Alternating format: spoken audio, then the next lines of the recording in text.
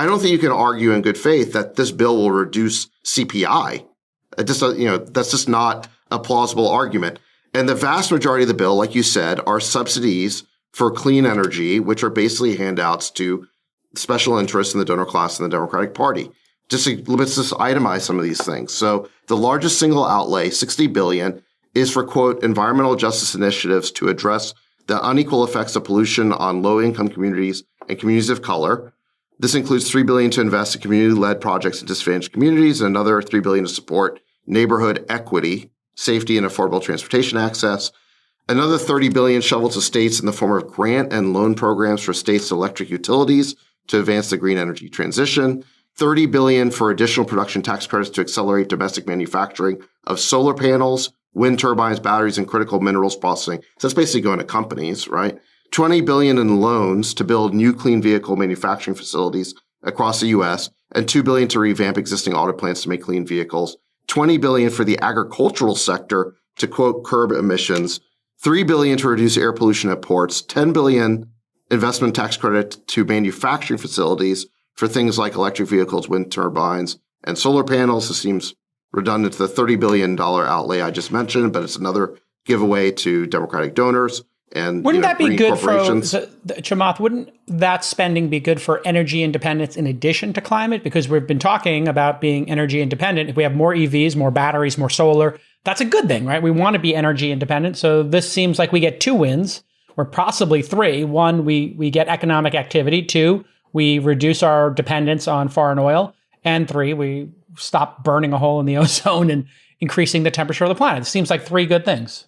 I think we have to see the forest and the trees here. And there's one good part of this bill, and then there's the kind of more ugly reality that it avoids. There's enough consumer intent. I don't think you need to put this money out there. It distorts a market that's already functioning well. This is not a place we need to be spending money because there isn't an absolute need. There's no data that indicates that this will accelerate a transition to a carbon-free economy or that it's even needed. It really is a point of view that people hold, and they believe that EVs are good. They're good for climate change. We should accelerate it. Therefore, we should spend money on it, without any accountability or proof that these tax credits will actually motivate a market to move faster or quicker than it is already moving. We need to not change consumer behavior. Consumers always want to have cheaper, faster, better. What we need, and at the end of the day, what we need to do is change the way that we're producing and making things, because that's ultimately what's going to drive this transition. And guess what? Consumers are demanding things that are, more efficient, that are more effective. And efficiency ultimately resolves to less carbon, ultimately resolves to less land, less energy. And industry has always resolved to greater efficiency. Natural market forces improve the efficiency of every industrial system. So stimulus not necessary. Mankind has ever created. And I think free that market does it. It is a matter of time and a matter of natural evolution that we will resolve all of the factors that are driving climate change, from animal agriculture to transportation systems to energy systems. These are all going to get completely rewritten. Will we do it in time, by technical tools? We absolutely will. And at the end of the day, we can pull carbon out of the atmosphere and resolve it into products. We have tools to do that as well. So I am an eternal optimist. But in this particular case, I think that this century, much of what we're throwing our hands about, and remember, at the beginning of the 20th century, we thought we were going to run out of food.